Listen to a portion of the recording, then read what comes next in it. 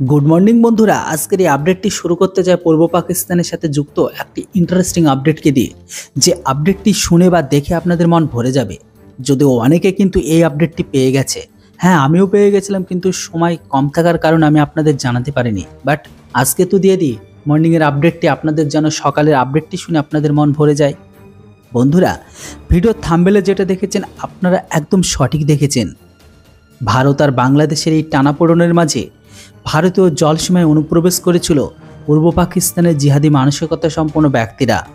Coast guard আটক করেছে ৭৮ জন বাংলাদেশি। কেন বললাম জিহাদি সম্পন্নগত মানসিকতার, কেনই বা এদেরকে খারাপভাবে বলছি, সেটা আপনাদের ভিডিওর লাস্টে বলবো। সব কিছু জানাবো আজকের এই ভিডিওটিতে, তাই ভিডিওটিকে শেষ পর্যন্ত দেখুন। বন্ধুরা, একদিকে যখন ভারত বাংলাদেশের সম্পর্ক ক্রমশ জটিল হয়ে উঠেছে, সীমান্তে বাড়ানো হচ্ছে নিরাপত্তা, তখনই কিন্তু জলসীমা অতিক্রম করে এপারে চলে আসে দুটি বাংলাদেশি ট্রলার, আর সেটিকে আটক করেছে ভারতীয় উপকূলরক্ষী বাহিনী অর্থাৎ ইন্ডিয়ান কোস্টগার্ড। আর এই দুটো ট্রলার থেকে আটক করা হয়েছে ৭৮ জন বাংলাদেশি মৎস্যজীবীকে। এবার আসি মেন পয়েন্টে, যে কেন এদেরকে জিহাদি বললাম। দেখুন বন্ধুরা, একটি ট্রলারে খুব বেশি হলে ৮ থেকে ১৮ জন বা ২০ জন হতে পারে। তো সেই হিসাবে আমরা যদি দুটো ট্রলারের হিসাব করি, ওভারঅল দুটোতে ২০ কিংবা ৫০ জন থাকার কথা। কিন্তু এতগুলো এক্সট্রা কিভাবে থাকে ৭৮ জন? তাহলে এদের উদ্দেশ্য কী ছিল? আপনারা কিছু আন্দাজা করতে পেরেছেন? হ্যাঁ, এরা হচ্ছে সেই সমস্ত মানুষগুলো আজ থেকে কিছুদিন আগে পাকিস্তানের ঘরের ভেতরে জাহাজে করে যে অস্ত্র দেওয়া হয়েছিল, এদেরকে ট্রেনিং দিয়ে ভারতের ভেতরে পাঠানো হচ্ছে ভারতকে অশান্ত করার জন্য।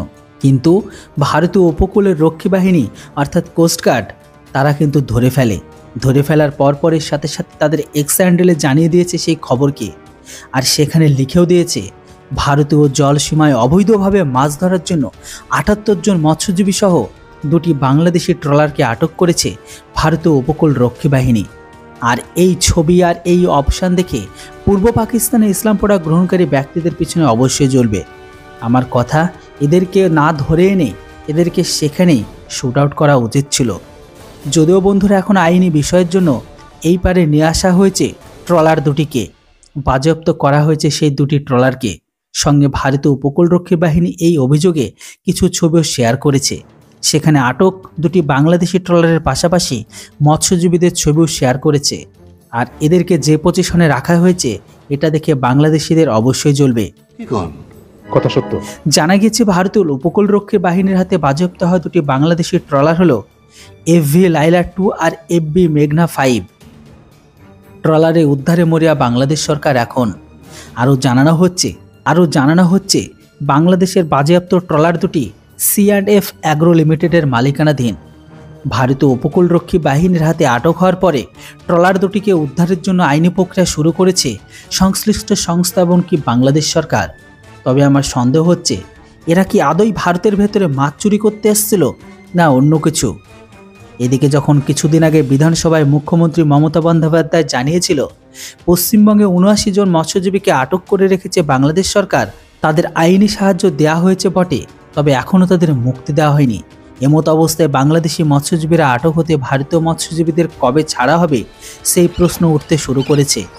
এবার বন্ধুরা আপনারাই বলুন, দুটো ট্রলারে খুব বেশি হলে ৩০ জন থাকার কথা, ৭৮ জন দুটো ট্রলারে কী করছিল? এটাকে সবাই মাছ ধরতে এসেছিল? আপনাদের মতামত অবশ্যই কমেন্ট বক্সে লিখে জানান। এর সাথে সাথে ভিডিও আর ইনফরমেশন ভালো লাগলে চ্যানেলটিকে কেউ সাবস্ক্রাইব করতে ভুলবেন না। Thanks for watching. জয় হিন্দ, বন্দে মাতরম।